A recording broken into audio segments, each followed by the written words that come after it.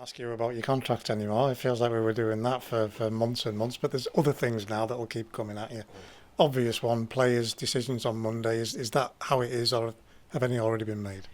Well, the decision's been made, and I'm clear in my head what I want to do, but we haven't told the players yet. And I've got agents asking for decisions, but they're not getting them. My way is to speak to players first, and the players will find out from me face to face.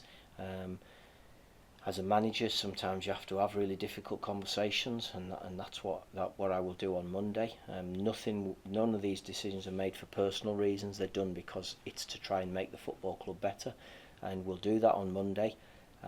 I will do it all in squad number order. I've told them all today. I'll have a chat with everybody together, then I'll see them all one by one. Some might be 1 minute, some might be 5 minutes, and we'll go from there. And then there's lots of other things. I want to change the face of the dressing room areas and things like that. So that's something I'm going to be doing.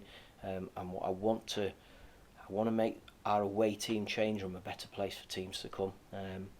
My view on it is the days of treating people like dirt and having cold showers and peeing in the tea like it used to happen in the old days, they're gone. You don't treat people like that. We treat people respectfully, and we need to make that dressing room a better place for teams to come. We have to get with modern times, tidy it up. On the other side of it as well, our YTS boys get changed in there every day, and we have to make it a better place for our own as well. So there's things that need to go on like that. I want to tidy the meeting room up so we can have a better, more professional meeting room to show the players clips and the analysis stuff, so that'll be done.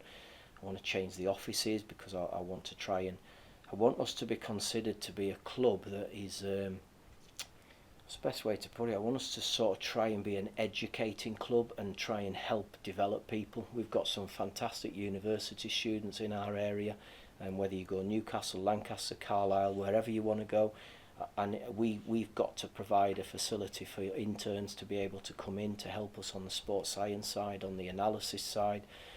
And if they come and help us, we're obviously helping them by giving them an opportunity to work in a professional environment, which you can't place a value on that when you're studying. So I want to make it an area where we can try and help people, and in turn they're going to help us. So that's what I'm on to.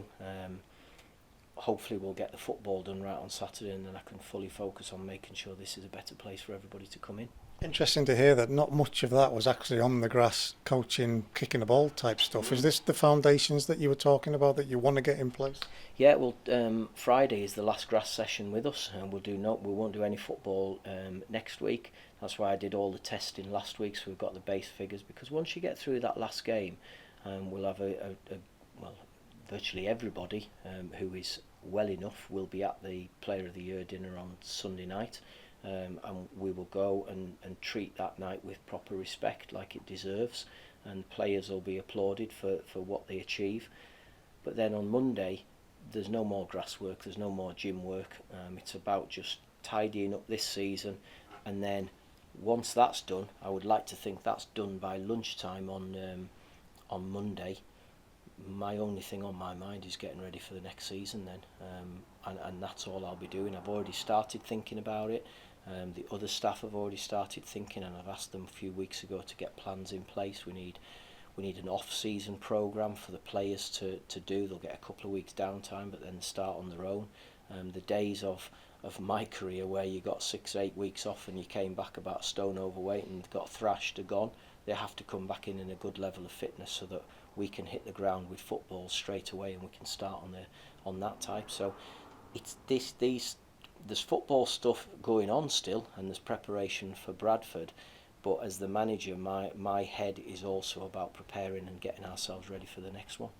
That's loads to consider when you're making these decisions about players, Paul. Is it more complicated when you've got situations like Manny Mampala at Weymouth and Taylor Charters at Gateshead to make that final decision? Yeah, it is. Yeah. I mean, all I can go off is watching videos of them, and listening to the other staff who were here before. But also listening to them explaining why they were sent out on loan. As they're not sent out because they were going to be playing in our first team. They were sent out because they were deemed to be surplus to that. So those decisions will have to be made on the back of what I've seen. I was fortunate enough to be able to get to the first game that's coincided with me not working on Monday, so I went to see Taylor. So I've had a little look at that. But there's lots of things that go into the pot when you're making these decisions, and hopefully I'll make most of the right decisions. I accept that I'll probably get some wrong, whether that's with releasing players, retaining players, new signings. The chances are, the law of average says I'm going to get some wrong. I've just got to try and make sure I don't get many wrong.